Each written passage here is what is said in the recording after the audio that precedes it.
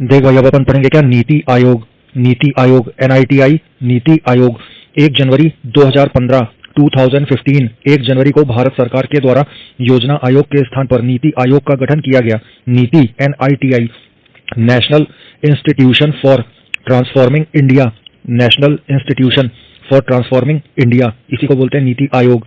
ये सरकार के थिंक टैंक के रूप में सर्विस प्रोवाइड करने के साथ उसे निर्देशात्मक एवं नीतिगत गतिशीलता प्रदान करेगा। ये जो नीति आयोग है, ये केंद्र और राज्य स्तरों पर सरकार को नीति के प्रमुख कारकों के संबंध में महत्वपूर्ण एवं तकनीकी परामर्श देगा। नीति आयोग के ऑब्जेक्टिव्स क्या है? NITI national institution for transforming India, उद्देश्य क्या है इसका? राज्यों की सक्रिय भागीदारी के साथ राष्ट्रीय विकास प्राथमिकताओं, क्षेत्रों और रणनीतियों का एक साझा दृष्टिकोण विकसित करना, यही है ऑब्जेक्टिव नीति आयोग का। और क्या है? ग्राम स्तर पर योजनाओं का निर्माण करने के लिए पूरा का पूरा सिस्टम डेवलप करना और इसे उत्तरोत्तर उच्च स्तर पर पहुंचाना। और क्या है नीति आयोग का ऑब्जेक्टिव? रणनीतिक एवं दीर्घ अवधिक मतलब लंबे टाइम की पॉलिसी और पूरे प्रोग्राम का ढांचा तैयार करना। अब कंपोजिशन क्या होता है नीति आयोग का? बना किससे होता है नीति आयोग की संरचना? इसका पदेन अध्यक्ष भारत का प्रधानमंत्री होता है। गवर्निंग काउंसिल में सभी राज्यों के चीफ मिनिस्टर मतलब मुख्यमंत्री और संघ राज्य क्षेत्रों के उपराज्यपाल, है ना, डेप्यूटी गवर्नर, ये सब शामिल होंगे। फिर क्या है? जिनका विशिष्ट मुद्दों और ऐसे आकस्मिक मामले जिनका संबंध एक से अधिक राज्यों से है, उसको देखने के लिए क्षेत्रीय परिषद गठित की जाएगी। ठीक है, राज्यों के मुख्यमंत्री और संघ राज्य क्षेत्र के उपराज्यपाल ये सब शामिल होंगे और इनकी अध्यक्षता नीति आयोग के अध्यक्ष मतलब प्रधानमंत्री या फिर उनके नाम निर्देशित मतलब नॉमिनी करेंगे। ठीक है, संबंधित कार्यक्षेत्र की जानकारी रखने वाले विशेषज्ञ विशेष आमंत्रित के रूप में प्रधानमंत्री द्वारा नॉमिनेट किए जाएंगे। सचिवालय का गठन आवश्यकता के अनुसार किया जाएगा। क्या है भाई नीति आयोग का संगठन? क्या है? अध्यक्ष होंगे क्या? भारत के प्रधानमंत्री। ठीक है, बोला क्या है भाई? पदेन सदस्य केंद्रीय मंत्रिपरिषद से अधिकतम 4 सदस्य प्रधानमंत्री द्वारा नामित होंगे। और अंशकालिक सदस्य क्या होता है? अग्रणी विश्वविद्यालय, शोध संस्थानों और संबंधित संस्थानों से अधिकतम 2 पदेन सदस्य अंशकालिक सदस्य के रूप में होंगे। अब देख, प्लानिंग कमीशन मतलब योजना आयोग और नीति आयोग में अंतर क्या है? योजना आयोग 1950 से 15 मार्च 1950 से सन 2014 तक था और नीति आयोग 2015 के बाद से स्टार्ट हुआ है। योजना आयोग में क्या है? पंचवर्षीय योजनाओं का निर्माण एवं उनका क्रियान्वयन सुनिश्चित करना, ये योजना आयोग का कार्य था। अब क्या है? नीति आयोग आ गया ना, तो भारत में आर्थिक नियोजन के उद्देश्य से नीति आयोग द्वारा 15 वर्षीय विजन, 7 वर्षीय रणनीति और 3 वर्षों के लिए एक्शन एजेंडा का निर्माण करना, ये नीति आयोग का काम है। अब आया क्या? योजना आयोग योजनाओं के निर्माण में केंद्र सरकार की प्रमुख भूमिका होती थी योजना आयोग में, लेकिन नीति आयोग में क्या हुआ कि केंद्र सरकार और राज्य सरकार की सहभागिता नीति आयोग में होती है। अब है क्या? अब आया योजना आयोग का क्या बोल रहा हूँ कि योजना आयोग में राज्यों और केंद्र शासित प्रदेशों को राज्य योजनाओं के लिए पूंजी का आवंटन करना, ये करता था योजना आयोग। और नीति आयोग में क्या है कि राज्यों और केंद्र शासित प्रदेशों के साथ सहकारी संघवाद को बढ़ावा देना। अब आया योजना आयोग। क्या बोला योजना आयोग में कि योजना आयोग की प्रकृति केंद्रीयकृत सेंट्रलाइज्ड थी। योजना आयोग सहित केंद्र सरकार नीति निर्माण एवं क्रियान्वयन में प्रमुख भूमिका निभाती थी। ये योजना आयोग में होता था ये सब। लेकिन नीति आयोग में क्या है कि नीति आयोग की प्रकृति विकेंद्रीकृत डिसेंट्रलाइज्ड है। नीति आयोग में केंद्र सरकार एवं सभी राज्यों की सरकारें नीति का निर्माण एवं क्रियान्वयन में एग्जीक्यूशन में हिस्सा लेती हैं। अब क्या? योजना आयोग में योजनाएं व नीतियों के निर्माण में किसी प्रकार के विश्वविद्यालय, शोध संस्थान के प्रतिनिधियों को शामिल नहीं करते थे, लेकिन नीति आयोग में योजनाओं व नीतियों के निर्माण में विश्वविद्यालय व शोध संस्थाओं के विशेषज्ञों को शामिल किया जाता है। नीति आयोग का 3 वर्षीय कार्य एजेंडा था 2017 से 2020 तक, है ना। तो क्या है? भारत में प्लानिंग मतलब नियोजन की प्रक्रिया के लिए नीति आयोग द्वारा 15 वर्ष का विजन, 7 वर्ष का रणनीति मतलब स्ट्रेटेजी और 3 वर्ष का कार्य एजेंडा तैयार किए जा रहे हैं। 3 वर्षीय कार्य एजेंडा 2017 से 2020 के एक अल्पकालीन समय अवधि के लिए निर्धारित है। ठीक है, इस प्रस्तावित एक्शन एजेंडे में 7 भागों के अंतर्गत 24 अध्यायों, चैप्टर्स, 24 चैप्टर को शामिल किया गया है। ठीक है, अब आया क्या? इसी का भाग एक में फिस्कल स्ट्रक्चर, राजकोषीय ढांचे की रूपरेखा को प्रस्तुत किया गया है।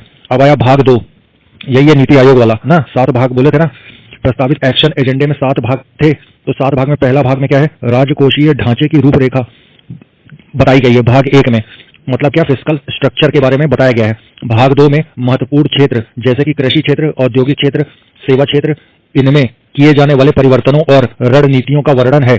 जैसे कि कृषि क्षेत्र में विकास के लिए रणनीतियां, स्ट्रेटेजी क्या क्या होंगी जिससे किसानों की आय 2022 तक दुगुना किया जा सके। ठीक है, अब आया क्या, एक्शन एजेंडे में भाग 3 क्या है, इसमें क्षेत्रीय विकास, रीजनल डेवलपमेंट की रूपरेखा के बारे में चर्चा की गई है। भाग 3 में, भाग 3 के अंतर्गत शहरी विकास, अर्बन डेवलपमेंट, ग्रामीण विकास, रूरल डेवलपमेंट तथा क्षेत्र विकास, रीजनल डेवलपमेंट के विकास के लिए स्ट्रेटेजी बनाई गई है। ठीक है, और क्या है भाग 4, भाग 4 इसमें क्या है, इसमें विकास के समर्थकों है ना, डेवलपमेंट एंड सपोर्टर्स, इनकी बात की गई है। इस भाग 4 में विकास के समर्थकों की बात की गई है। अब आया भाग 5, यह भारत सरकार से संबंधित है।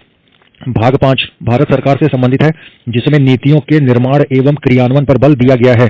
भाग 5 में सुशासन, कर प्रणाली, इन सबको शामिल किया गया है। अब आया क्या भाग 6, भाग 6 में क्या है, भाग से पढ़ रहे हैं ना, प्रस्तावित एक्शन एजेंडा था, उसको 7 भाग के अंतर्गत 24 चैप्टर में शामिल किया गया है। 24 चैप्टर को शामिल किया गया है 7 भाग में। ठीक है, तो अपन पढ़ रहे हैं क्या, भाग 5 में क्या था, भाग 5 में सरकार से संबंधित है। भाग 5 सरकार से संबंधित है, जिनमें पॉलिसी फॉर्मेशन मतलब नीतियों के निर्माण एवं उसके एग्जीक्यूशन पर बल दिया गया है। इसमें मतलब भाग 5 में सुशासन, कर प्रणाली, प्रतियोगिता, इन सबको शामिल किया गया है। अब आया क्या भाग 6, भाग 6 में सोशल सेक्टर, सामाजिक क्षेत्र की चर्चा की गई है। अब आया भाग 7, भाग 7 में क्या है, विकास के संवहनीय होने पर बल दिया गया है। इसके अंतर्गत भाग 7 के अंतर्गत पर्यावरण सुरक्षा, वनों के अंतर्गत क्षेत्र में वृद्धि करने पर बल दिया गया है, और इस बात पर भी ध्यान दिए हैं कि हम अपने जल संसाधनों का कुशलतम प्रबंधन कर सके। अब आया क्या नोट, भारत में आर्थिक सर्वेक्षण, economic survey, ministry of finance, वित्त मंत्रालय द्वारा प्रकाशित किया जाता है। अब आया क्या गरीबी, पॉवर्टी, क्या है भाई, डेवलपिंग कंट्रीज के संबंध में पहला ग्लोबल पॉवर्टी वैश्विक गरीबी अनुमान वर्ल्ड डेवलपमेंट रिपोर्ट द्वारा 1990 में मिलता है। वर्ल्ड डेवलपमेंट रिपोर्ट में गरीबी को परिभाषित करते हुए कहा है कि गरीबी निम्नतम जीवन यापन स्तर करने की असमर्थता है, यानी जब निम्नतम जीवन यापन स्तर भी प्राप्त नहीं किया जा सके तब उस स्थिति को गरीबी, पॉवर्टी कहा जाता है। अल्प विकसित देशों में, अंडर डेवलप्ड कंट्री में गरीबी का मुख्य कारण आय में असमानता, इनकम डिस्पैरिटी होता है ना, ये होता है। फिर क्या है, क्या है भाई, गरीबी में क्या क्या आता है। पहला है क्या, सापेक्ष गरीबी, जिसको रिलेटिव पॉवर्टी बोलते हैं। इसमें विभिन्न इनकम ग्रुप के बीच कितनी डिस्पैरिटी है, विषमताएं हैं, इसको मापने की 2 विधियां होती हैं। पहला हो गया लॉरेंज कर्व, फिर दूसरा हो गया गिनी गुणांक, गिनी कोफिशिएंट, और लॉरेंज वक्र मतलब लॉरेंज कर्व।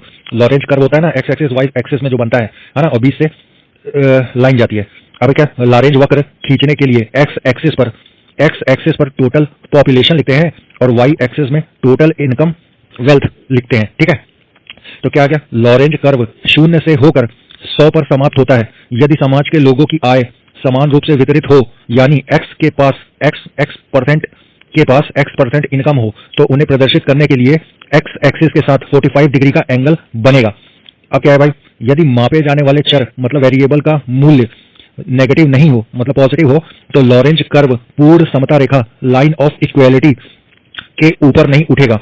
और दूसरा क्या है कि पूर्ण असमानता रेखा, लाइन ऑफ इनइक्वालिटी के नीचे नहीं जा सकेगा। ठीक है, और क्या, बढ़ती हुई उत्तल फलन होगी। बस इतना पढ़ ले।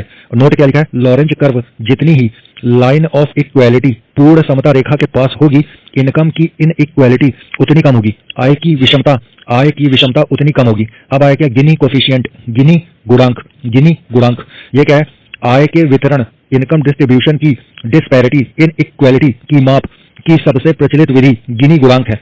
गिनी गुणांक लॉरेंज कर्व तथा लाइन ऑफ इक्वालिटी के बीच का एरिया तथा लाइन ऑफ इक्वालिटी के नीचे के टोटल एरिया के बीच का रेशियो होता है। ठीक है, क्या है, गिनी गुणांक का अधिकतम वैल्यू 1 के बराबर होता है, 1 के बराबर। गिनी कोफिशिएंट में यदि 100 से मल्टीप्लाई कर दें तो हमें गिनी इंडेक्स, गिनी सूचकांक प्राप्त होता है। लॉरेंज कर्व एवं गिनी कोफिशिएंट आय की विषमता, इनकम डिस्पैरिटी की माप से संबंधित है। आय की विषमता को पर कैपिटा इनकम, प्रति व्यक्ति आय, या फिर कुजनेट्स विषमता वक्र, कुजनेट्स इनइक्वालिटी कर्व से नहीं नापा जाता। ठीक है, लॉरेंज कर्व और गिनी कोफिशिएंट आय की विषमता की माप से संबंधित है। आय की विषमता को प्रति व्यक्ति आय से नहीं नापा जाता। आय की विषमता को Kuznets line of equality inequality, देख भाई, आय की विषमता को प्रति व्यक्ति आय से नहीं नापते हैं। ठीक है, किससे नापते हैं? लॉरेंज कर्व या फिर लाइन ऑफ गिनी गुणांक या फिर लॉरेंज कर्व से आय की विषमता इनकम इनइक्वालिटी को नापते हैं। अब है क्या, लॉरेंज कर्व जो है वो 1905 में लॉरेंज कर्व को मैक्स ओ लॉरेंज ने विकसित किया। और एक जो देख, लॉरेंज कर्व 1905 में इंट्रोड्यूस हुआ। फिर आया क्या, गिनी कोफिशिएंट, गिनी गुणांक, ये 1912 में कोरेडो गिनी, ये इटली के थे, इन्होंने विकसित किया था। ठीक है, फिर क्या है, निरपेक्ष गरीबी, एब्सोल्यूट पॉवर्टी बोलते हैं इसका निर्धारण। एब्सोल्यूट पॉवर्टी, निरपेक्ष गरीबी का निर्धारण करते समय मनुष्य की न्यूट्रिशन नीड्स, पोषक आवश्यकताओं तथा अनिवार्यताओं के आधार पर इनकम एवं उसका उपभोग व्यय मतलब कंजम्पशन एक्सपेंडिचर के न्यूनतम स्तर को ज्ञात किया जाता है। ठीक है, इसमें क्या है, इसके अंतर्गत किसके, एब्सोल्यूट पॉवर्टी या फिर कंजम्पशन एक्सपेंडिचर। ठीक है, इन सब के अंतर्गत हम एक निश्चित मापदंड के आधार पर यह डिसाइड करते हैं कि कितने लोग इस मापदंड के नीचे हैं और उन्हें हम पुअर कहते हैं, पुअर, गरीब, निरपेक्ष। ठीक है, इस निश्चित मापदंड को हम गरीबी रेखा या फिर पॉवर्टी लाइन बोलते हैं। पॉवर्टी लाइन, इस निश्चित मापदंड को पॉवर्टी लाइन बोलते हैं, यानी निर्धारित किए गए न्यूनतम उपभोग व्यय मतलब मिनिमम कंजम्पशन एक्सपेंडिचर को पॉवर्टी लाइन बोलते हैं। इस न्यूनतम निर्धारित स्तर से कम खर्चा करने वाले व्यक्तियों को गरीब बोलते हैं। अब आया क्या, नोट, पॉवर्टी या गरीबी की माप के लिए एब्सोल्यूट मॉडल ना, निरपेक्ष प्रतिमान का सर्वप्रथम प्रयोग FAO, फूड एग्रीकल्चर ऑर्गेनाइजेशन है ना, फूड एंड एग्रीकल्चर ऑर्गेनाइजेशन, इसके प्रथम महानिदेशक डायरेक्टर जनरल R. वॉयड, बड़ावा या ओड्डा, प्रथम महानिदेशक FAO के प्रथम महानिदेशक R. वॉयड ने 1945 में किया था। मोस्ट इंपॉर्टेंट है, फिर सुन ले, निर्धनता की माप, पॉवर्टी की माप के लिए निरपेक्ष प्रतिमान एब्सोल्यूट मॉडल का सबसे पहले प्रयोग FAO, food and agriculture organization के पहले महानिदेशक R. वॉयड ने 1945 में किया था। अब है क्या, भारत में गरीबी, क्या है, भारत में गरीबी की माप के लिए निरपेक्ष प्रतिमान एब्सोल्यूट मॉडल का प्रयोग किया जाता है। सब मोस्ट इंपॉर्टेंट है जितना बोल रहा हूँ। भारत में निर्धनता की माप के लिए एब्सोल्यूट मॉडल का प्रयोग किया जाता है। ठीक है, जिसमें आहार संबंधी जरूरतों को ध्यान में रखा जाता है। इस कॉन्सेप्ट के अनुसार उस व्यक्ति को निर्धनता रेखा, पॉवर्टी लाइन के नीचे माना जाता है जो ग्रामीण क्षेत्रों में प्रतिदिन 2400 कैलोरी तथा शहरी क्षेत्रों में मतलब अर्बन रीजन में 2100 मतलब 2100 कैलोरी भोजन प्राप्त करने में असफल रहता है। उसको पॉवर्टी रेखा, पॉवर्टी लाइन के नीचे माना जाता है। किसको? अगर ग्रामीण रूरल क्षेत्र में 2400 कैलोरी और शहरी क्षेत्र में 2100 कैलोरी भोजन प्राप्त करने में असफल है तो उसको पॉवर्टी लाइन के नीचे माना जाएगा। ठीक है, फिर लिखा है नोट, वर्तमान में भारत में निर्धनता रेखा, पॉवर्टी लाइन का निर्धारण नीति आयोग करता है। ठीक है, वैश्विक स्तर पर वर्ल्ड बैंक 1.25 अमेरिकन डॉलर की पर कैपिटा प्रतिदिन आय मतलब परचेजिंग पावर पैरिटी को निर्धनता रेखा मानता है। वैश्विक स्तर पर वर्ल्ड बैंक 1.25 अमेरिकी डॉलर की प्रति व्यक्ति प्रतिदिन इनकम को निर्धनता रेखा मानता है, मतलब परचेजिंग पावर पैरिटी के आधार पर। ठीक है, अब आया क्या, बहुआयामी गरीबी सूचकांक, multi dimensional poverty index. Bharat में गरीबी की तीव्रता की माप के लिए सबसे उपयुक्त मल्टी डायमेंशनल पॉवर्टी इंडेक्स है। भारत में गरीबी का इतिहास, पहला है क्या, दादा भाई नौरोजी, इनकी बुक थी poverty and un British rule in India. इसमें पहली बार गरीबी के मापन को कैपिटल जी है ना, कैपिटल जी क्या होता है, गिनी कोफिशिएंट की न्यूनतम आवश्यकताओं की पूर्ति से लगाया गया था। नीलकांत दांडेकर और VM रथ, इन दोनों ने भी फॉर्मूले दिया। नीलकांत दांडेकर और VM रथ, इनके भी फॉर्मूले थे। इनके फॉर्मूले के आधार पर स्वतंत्रता के बाद पहली बार 1971 में वैज्ञानिक तरीके से पॉवर्टी लाइन का निर्धारण किया गया, जिसमें नेशनल सैंपल सर्वे के उपभोग खर्च कंजम्पशन एक्सपेंडिचर के आंकड़ों को शामिल किया गया।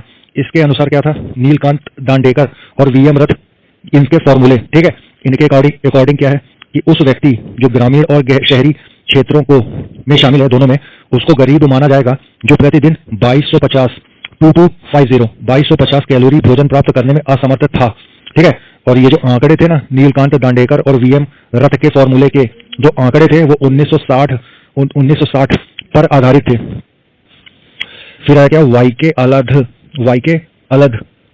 अलध नाम है इसका, वाई के अलध समिति की अध्यक्षता में योजना आयोग ने 1979 में वाई के अलध समिति का गठन हुआ।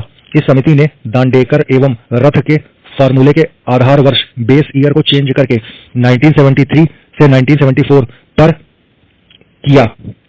मतलब क्या था कि जो नीलकांत दांडेकर और वीएम रथ के जो फॉर्मूले थे, उनका बेस ईयर 1960-61 था, लेकिन वाई के अलध इनका जो बेस ईयर था ये 1973-74 ये बन गया, ठीक है। अब क्या है, और पहली बार यही वाई के अलध समिति में पहली बार शहरी और ग्रामीण क्षेत्रों के लिए कैलोरी की अलग अलग मात्रा निर्धारित की गई। शहरी क्षेत्र के लिए 2100 कैलोरी, 2100 शहरी क्षेत्रों के लिए 2100 कैलोरी और ग्रामीण क्षेत्रों के लिए 2400 कैलोरी निर्धारित किया। ग्रामीण क्षेत्रों के लिए 2400 कैलोरी और शहरी क्षेत्रों के लिए 2100 कैलोरी निर्धारित हुआ। ये भी वाई के अलग समिति के अनुसार। फिर आया क्या, लकड़ वाला समिति। इसमें क्या है, इसमें निर्धनता की माप के लिए 1989 में प्रोफेसर डीटी लकड़ावाला की अध्यक्षता में एक समिति का गठन किया गया। 1993 में लकड़ावाला समिति ने अपनी रिपोर्ट दी। इसके अनुसार प्रत्येक स्टेट राज्य में मूल्य स्तर के आधार पर अलग अलग पॉवर्टी लाइन निर्धनता रेखा का निर्धारण किया गया। प्रत्येक राज्य की पॉवर्टी लाइन अलग अलग होगी। इसके अनुसार 35, देख भाई, लकड़ावाला समिति के अनुसार 35 पॉवर्टी लाइन है जो शुरू में 28 थी। लकड़ावाला समिति के अनुसार 35 गरीबी रेखाएं हैं जो शुरू में 28 थी, ठीक है।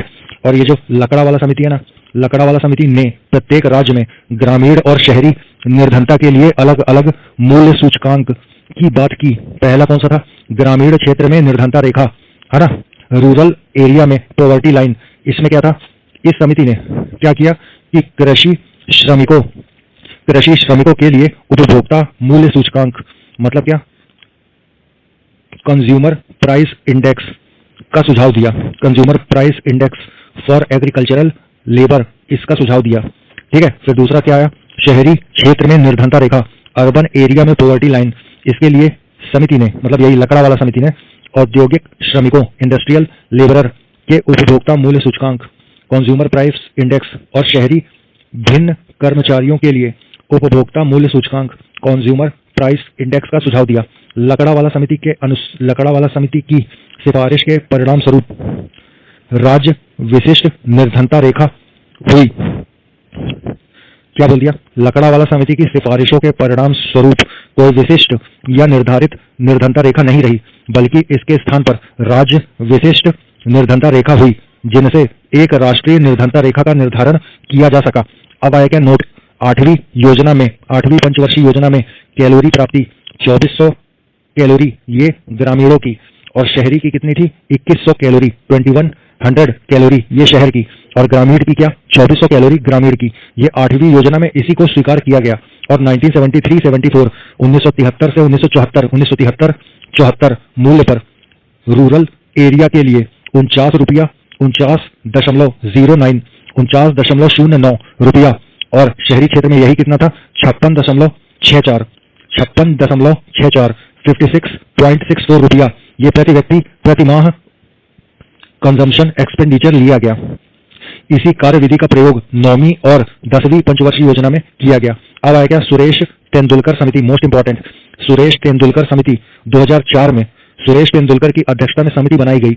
इसने अपनी रिपोर्ट 2009 में सौंपी। बनी कब थी? सुरेश तेंदुलकर समिति 2004 में बनी और 2009 में अपना रिपोर्ट दिया। तेंदुलकर समिति का मुख्य उद्देश्य इसका परीक्षण करना था कि क्या भारत में गरीबी वास्तव में गिर रही है या फिर नहीं, जैसा कि NSSO के 61वें चक्र में स्थापित होता है। इसके साथ ही नई गरीबी रेखा, नई न्यू पॉवर्टी लाइन के संबंध में अनुमान प्रस्तुत करना था। यही था तेंदुलकर समिति का मुख्य उद्देश्य। तेंदुलकर समिति ने cost of living index COLI इसकी बात की और किसने? यही सुरेश तेंदुलकर समिति ने गरीबी रेखा का निर्धारण उपभोग में लाए जा रहे खाद्यान्नों के अलावा 6 बेसिक बुनियादी आवश्यकताओं जैसे शिक्षा, स्वास्थ्य, बुनियादी संरचना, इसी को बेसिक स्ट्रक्चर बोलते हैं, स्वच्छ वातावरण और महिलाओं की काम तथा लाभ तक पहुंचने के आधार पर होगा। ठीक है, गरीबी रेखा का निर्धारण। ठीक है, और क्या है भाई? तेंदुलकर समिति ने ग्रामीण और शहरी क्षेत्रों के लिए एक ही उपभोग बास्केट का उपयोग किया। ठीक है, तेंदुलकर समिति में क्या बोल दिया है कि तेंदुलकर पद्धति के अनुसार पॉवर्टी लाइन मिश्रित संदर्भ अवधि पर आधारित मासिक प्रति व्यक्ति एक्सपेंडिचर, कंजम्पशन एक्सपेंडिचर के रूप में व्यक्त किया गया। समिति ने, कौन सी समिति? सुरेश तेंदुलकर समिति ने ग्रामीण क्षेत्रों के लिए 2004-2005 के मूल्य पर 446 रुपए 68 पैसा, ठीक है, और यही 2011-2012 में 816 रुपए था, और प्रति व्यक्ति प्रति माह तथा शहरी क्षेत्रों के लिए कितना? 578 रुपया 80 पैसा। ये 2004 से 2005 में था, लेकिन अब 2011 से 2012 में यही 1000 रुपए हो गया है शहरी क्षेत्रों में। ठीक है, तो इतना मासिक रुपया प्रति व्यक्ति उपभोग रखा। अब क्या 2004-2005 ये जो बेस ईयर है, इसमें संपूर्ण भारत के स्तर पर गरीबी का प्रतिशत 37.2% है। क्या है भाई? नोट में क्या लिखा है? तेंदुलकर समिति ने पॉवर्टी लाइन के गरीबी रेखा के निर्धारण के लिए जीवन निर्वाह लागत, कॉस्ट ऑफ लिविंग इंडेक्स यानी प्रति व्यक्ति उपभोग व्यय, कंजम्पशन एक्सपेंडिचर पर कैपिटा, ठीक है, पर कैपिटा कंजम्पशन एक्सपेंडिचर, इसी को आधार बनाया तेंदुलकर समिति ने। अब है क्या? सी रंगराजन समिति, मोस्ट इंपॉर्टेंट, सी रंगराजन समिति यूनाइटेड नेशन है ना ऑर्गेनाइजेशन का जो अंग है, फूड एग्रीकल्चर ऑर्गेनाइजेशन FAO, गरीबी का आकलन उपभोग के पोषण मूल्य अर्थात कैलोरी वैल्यू को आधार पर बनाकर करता है गरीबी का निर्धारण। इसलिए योजना आयोग ने तेंदुलकर समिति की जगह सी रंगराजन समिति की अध्यक्षता में 2012 में समिति बनाई, और यही रंगराजन समिति 2014 में अपनी रिपोर्ट प्रस्तुत किया। यही रंगराजन समिति ने तेंदुलकर समिति के आकलन के तरीकों को खारिज कर दिया। रंगराजन समिति के अनुसार वर्ष 2011-2012 में 29.5% लोग गरीब थे, जबकि तेंदुलकर समिति में 21.9% गरीब थे। ठीक है, तो क्या बोल दिया यहाँ कि रंगराजन समिति ने अखिल भारतीय स्तर पर ग्रामीण क्षेत्र के लिए 972 रुपए तथा शहरी क्षेत्र के लिए 1407 रुपया प्रति व्यक्ति मासिक उपभोग व्यय, मंथली कंजम्पशन एक्सपेंडिचर को गरीबी रेखा के रूप में परिभाषित किया।